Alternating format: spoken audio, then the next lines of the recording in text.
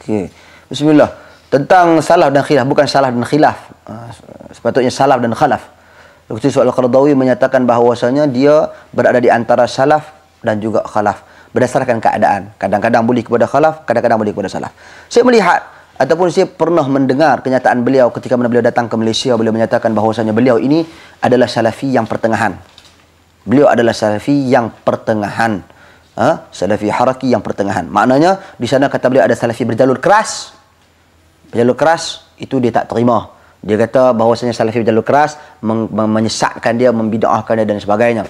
Memang salafi yang tegas, yang bermanhajkan Ahlus Sunnati wal Jamaah memang tegas dalam melakukan kritikan, kerana apabila beliau merupakan tokoh yang menjadi rujukan dunia, perkataan-perkataan beliau didengari, perkataan-perkataan beliau ditulis, perkataan-perkataan beliau disebarkan, maka sesungguhnya beliau menjadi perhatian.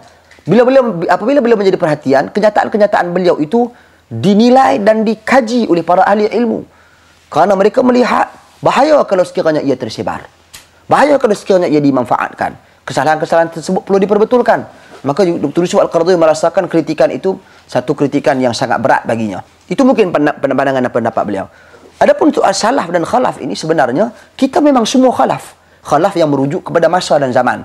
Khalaf ini orang yang terkebelakang, terkemudian. Salaf orang yang mendahului kita. Kita semua adalah khalaf.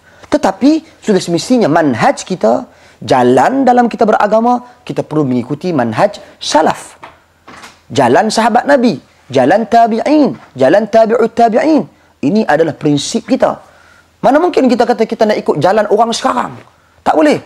Jalan mesti jalan orang terdahulu. Asasnya, prinsipnya, guideline-nya.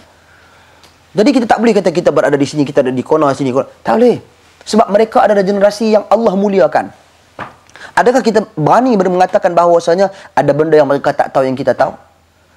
Jangan kita bercakap soal dunia kita, soal ilmu medika, soal ilmu perubatan, soal ilmu ekonomi, soal ilmu perbankan pada hari ini. Kita bukan bercakap soal teknologi, kita bercakap soal asas agama.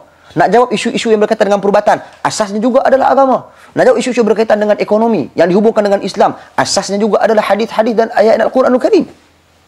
Mana boleh kita nak ketepikan? Maka manhaj ini, kita katakan jalan, cara, prinsip memahami agama, tak lain dan tak bukan asasnya adalah daripada salaf.